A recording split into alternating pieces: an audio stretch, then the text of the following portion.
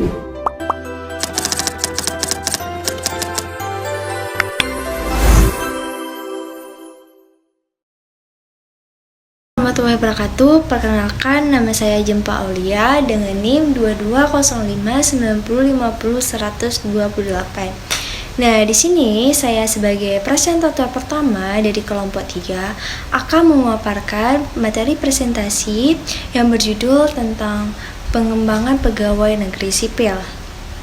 Nah, teman-teman, seperti yang kita ketahui bahwa seorang pegawai negeri sipil merupakan ujung tombak dalam penyelenggaraan pemerintah dan pelayanan publik. Oleh karena itu, pengembangan kompetisi dan profesionalis dari seorang PNS menjadi hal yang sangat penting untuk memastikan pemerintah itu berjalan dengan efektif, efisien, dan akuntabel. Nah, dalam konteks reformasi birokrasi, seorang pengembangan pegawai negeri sipil tidak hanya menyangkut tentang peningkatan keterampilan, tetapi juga pembentukan integritas dan etika dari sebuah pelayanan publik. Selain pendidikan formal, latar belakang seorang PNS juga dilihat dari pengalaman kerjanya yang juga memberikan warna tersendiri. Sebagai calon PNS mungkin telah memiliki jejak karir di sektor swasta, organisasi, atau bahkan pernah mengabdi di sebagai tenaga kerja honorer. Nah, pengalaman ini seringkali membawa bakal keterampilan praktis, pemahaman tentang dinamika dunia kerja, serta kemampuan beradaptasi yang lebih matang yang dapat menjadi akses berharga dalam menjalankan tugas-tugas sebagai PNS. Nah, namun tidak sedikit pula seorang PNS yang merupakan lulusan baru yang langsung memilih jalur pengabdian melalui birokrasi membawa semangat, idealisme, dan pengetahuan teoritis yang segar. Nah, lebih dalam lagi, latar belakang seorang PNS juga dipengaruhi oleh motivasi dan nilai-nilai pribadi yang mereka junjung tinggi, dorongan untuk berkontribusi, serta nyata dalam pembangunan bangsa dan melayani kepentingan masyarakat. Nah, seringkali menjadi pendorong utama sebagai memilih profesi sebagai PNS. Stabilitas karir dan jaminan kesejahteraan di masa depan juga menjadi pertimbangan yang penting bagi bagian orang. Namun di balik itu tertanam pula harapan untuk pengembangan diri melalui berbagai kesempatan pelatihan dan pendidikan yang difasilitasi oleh instansi pemerintahannya, serta keinginan untuk meraih jenjang karir yang lebih tinggi berdasarkan kinerja dan kompetensinya. Nilai-nilai seperti inilah yang dibutuhkan dalam komitmen terhadap pelayanan publik, menjadi landasan etika yang diharapkan melekat pada setiap individu dan memilih jalan pengabdian ini. Nah, proses seleksi yang ketat dan transparan juga turut membentuk latar belakang seorang PNS. Keberhasilan dari melewati serangkaian tahapan ujian, mulai dari seleksi administrasi, tes kompetensi dasar yang mengukur wawasan kebangsaan, serta karakteristik pribadi, hingga tes kompetisi bidang yang menguji penguasaan materi yang relevan pada jabatan yang dilamarnya. Nah, teman-teman, sebagai terakhir, dalam konteks yang lebih luas, latar belakang sosial PNS mencerminkan kekayaan dan kemajemukan bangsa Indonesia.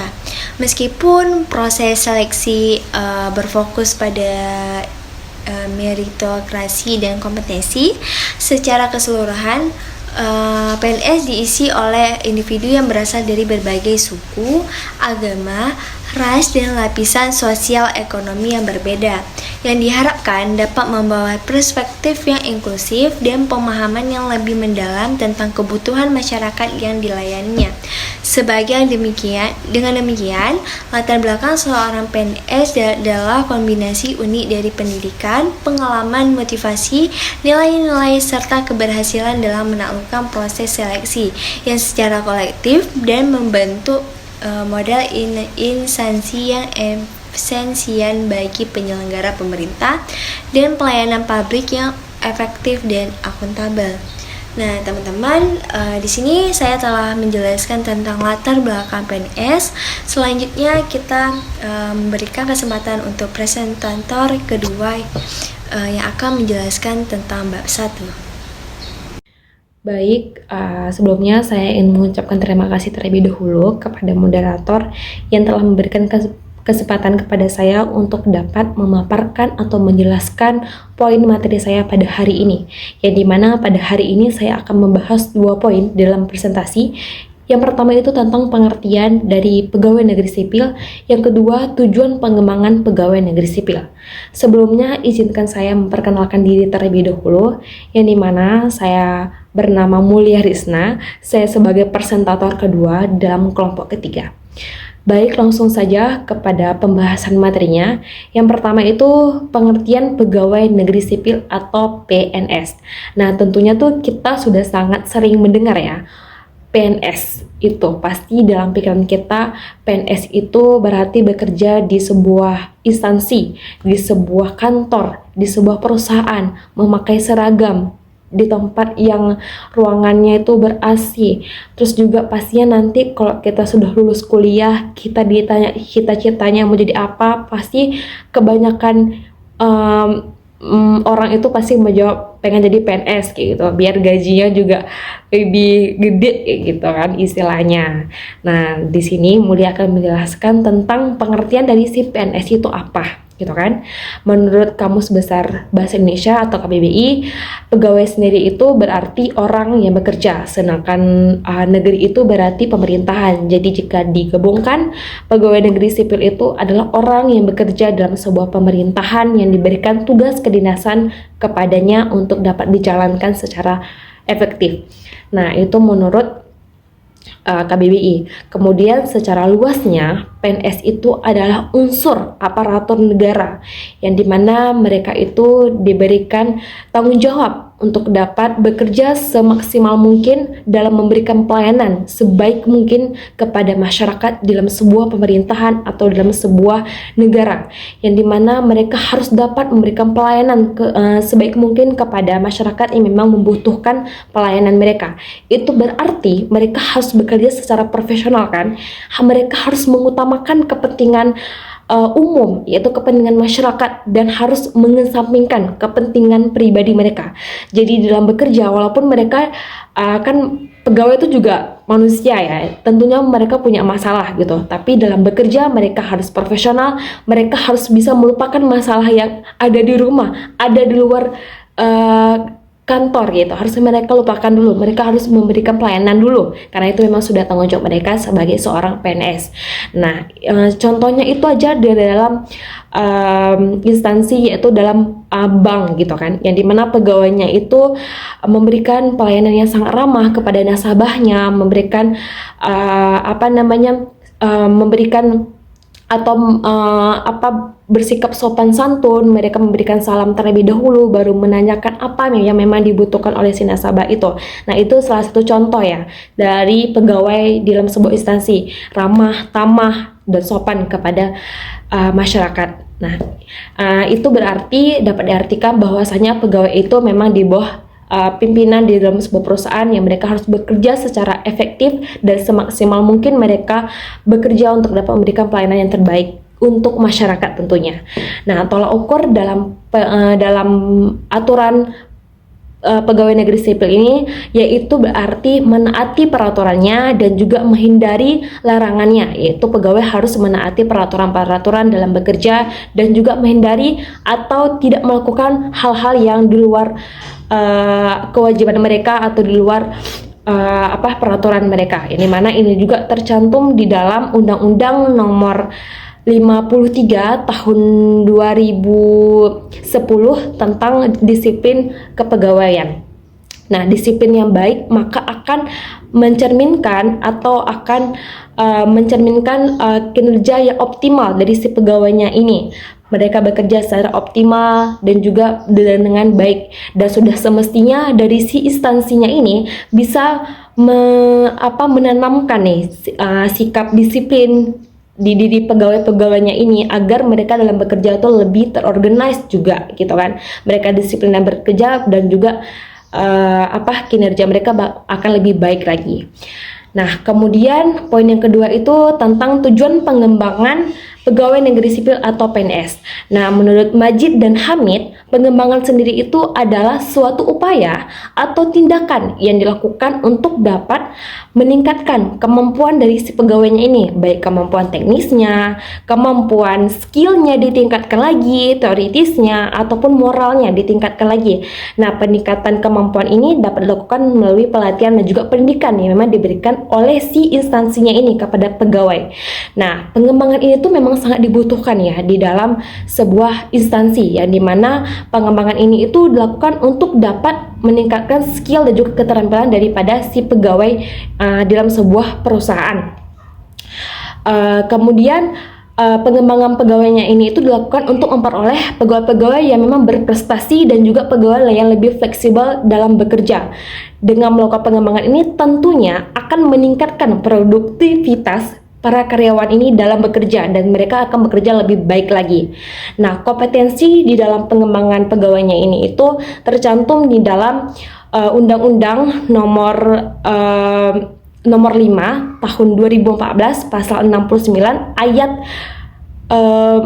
3, yaitu tentang yang dimana pada pasal ini itu membahas 3 komponen utama dalam pengembangan. Yang pertama itu adalah kompetensi teknis, yang dimana setiap karyawan ini pastinya dong memiliki kemampuannya di bidang masing-masing. Di perusahaan pasti ada bidangnya masing-masing kan. Nah, pegawai yang ditetapkan di situ juga harus sesuai dengan bidang atau keahlian yang memang dibutuhkan di bidang tersebut, gitu, agar mereka bekerja bisa efektif karena sesuai dengan kemampuannya. Yang kedua itu adalah kompetensi manajerial. Kompetensi manajerial adalah kemampuan daripada si pegawainya ini untuk dapat memimpin di dalam sebuah kelompok atau dalam sebuah instansi, yang dimana itu berarti kan ada tuh pegawai-pegawai yang baru, yang mereka baru bekerja lah di sebuah instansi, mereka pasti kurang pengalaman lah dalam bekerja gitu. Nah, si pegawainya ini yang sudah memiliki pengalaman yang lebih gitu bisa memberikan atau mengarahkan bawahannya ini untuk dapat bekerja lebih efektif lagi. Dan yang terakhir itu adalah kompetensi sosial kultural, yang dimana kompetensi ini itu berarti kemampuan dari si pegawai untuk dapat berinteraksi di dalam perusahaan. Dimana kita kan bekerja dalam sebuah instansi nggak cuma sendiri ya, ada pegawai-pegawai yang lainnya. Nah, bagaimana si pegawainya ini itu dapat bekerja atau dapat berinteraksi dengan baik dengan pegawai yang lain, dapat menjalin komunikasi yang baik, maka mereka akan bekerja secara efektif pula. Nah, mungkin cukup sekian pembahasan yang dapat Mulia sampaikan. Mohon maaf mungkin ada suara yang mengganggu. Mungkin cukup sekian presentasi yang dapat Mulia jelaskan kepada teman-teman. Semoga teman-teman bisa mengerti apa yang Mulia jelaskan. Sekian, terima kasih.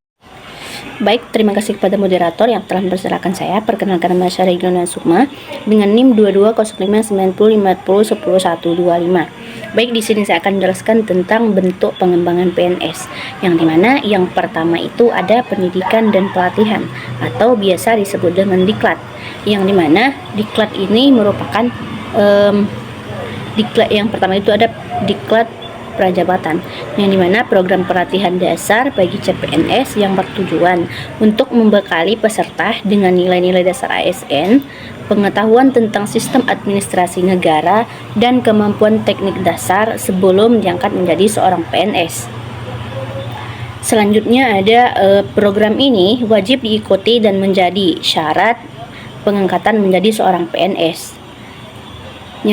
Yang selanjutnya ada diklat kepemimpinan, yang dimana program pelatihan struktur berjenjang untuk mempersiapkan PNS menduduki jabatan terstruktur, terdiri dari beberapa tingkat, yaitu tingkat 1 sampai dengan tingkat 4, dengan jenjang jabatan yang akan diduduki dengan fokus pada pengembangan kompetensi kepemimpinan dan juga manajerial.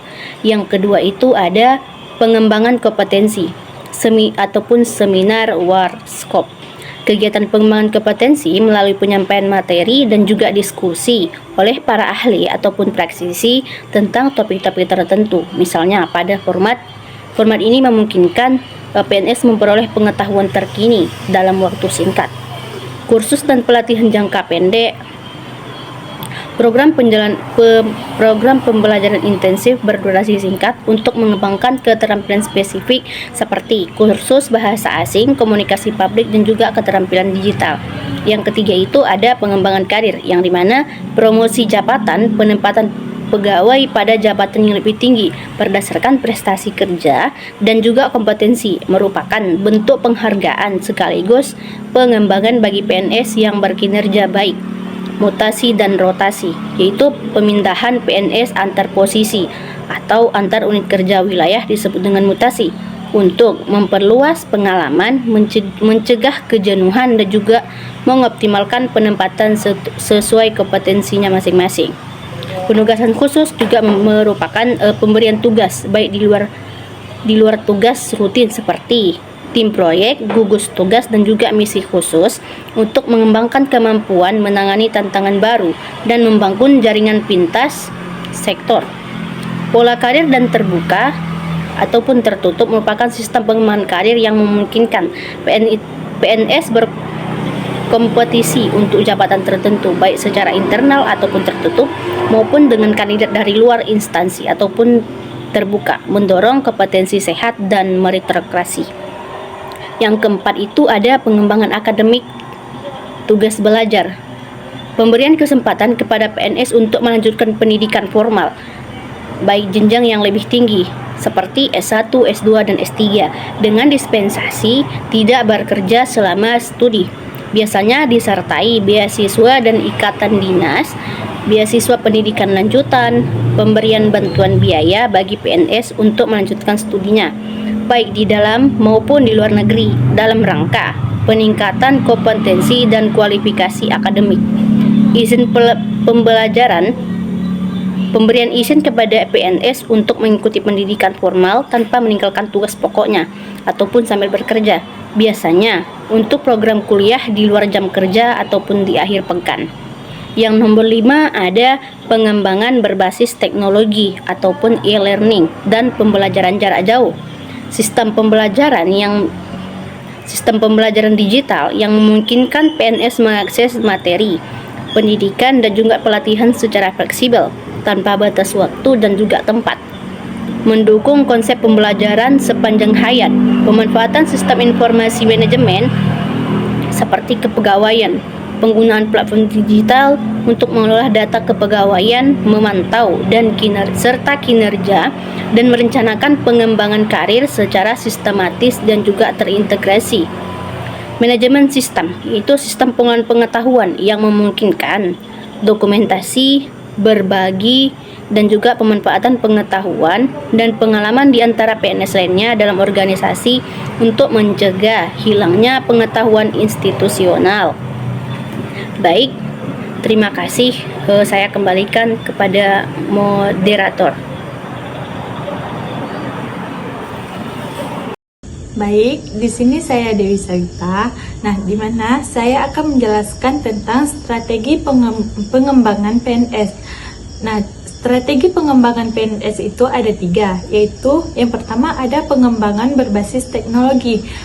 Pengembangan kemudian memungkinkan pegawai untuk bekerja secara mandiri, kapan saja dan di mana saja, dengan konten yang dapat disesuaikan dengan kebutuhan spesifik. Contohnya seperti ada pembangunan aplikasi pembelajaran online, dan ada pembangunan perangkat lunak. Nah, yang kedua di sini ada pengembangan terintegrasi dan berkelanjutan. Nah, di mana pembangunan ini menyangkut budaya di kalangan PNS melalui program-program yang berkesinambungan, dan juga kompetensi ini tidak berhenti pada pendidikan formal atau yang ketiga ada pengembangan berfokus pada kinerja. Nah, di mana pendekatan ini juga pendekatan pengembangan yang diselenggarakan pada hasil penilaian kinerja pegawai. Program ini juga mengembangkan dan dirancang untuk meningkatkan kesenjangan kinerja pegawai. Perkenalkan, nama saya Ramadandi dengan NIM 220590501007. Di sini saya akan menjelaskan mengenai tantangan dalam pengembangan pegawai negeri sipil. Nah, seperti yang sudah kita ketahui bahwa dalam setiap organisasi pemerintah menghadapi tantangan tersendiri. Nah, dalam pengembangan pegawai negeri sipil juga menghadapi tantangan, yaitu ketidakseimbangan jumlah dan distribusi PNS, di mana jumlah PNS di Indonesia tidak selalu sesuai dengan kebutuhan organisasi pemerintahan. Ketidaksesuaiannya adalah di mana pemerintah menetapkan standar S2 untuk bisa bekerja di organisasi pusat, sementara calon PNS yang mencalonkan adalah lulusan sarjana S1. Akibat dari tingginya standar tersebut, beberapa instansi mengalami kelebihan tenaga PNS, khususnya di Kementerian Keuangan, khusus di Direktorat Jenderal Pajak dan Kementerian Hukum dan HAM. Sementara itu, di daerah-daerah tertinggal, terdepan, dan terluar mengalami kekurangan tenaga PNS yang memadai. Selain itu, distribusi PNS antar pusat dan daerah serta antar sektor juga tidak merata, yang menghambat efektivitas pelayanan publik. Nah, dapat kita tarik kesimpulan bahwa pengembangan pegawai negeri sipil merupakan suatu upaya penting untuk meningkatkan kualitas dan kinerja pegawai dalam memberikan pelayanan publik. Melalui pengembangan ini, PNS dapat meningkatkan kompetensi, pengetahuan, dan keterampilan yang dibutuhkan dalam menjalankan tugas dan tanggung jawabnya secara efektif dan efisien. Terima kasih. Wassalamualaikum warahmatullahi wabarakatuh.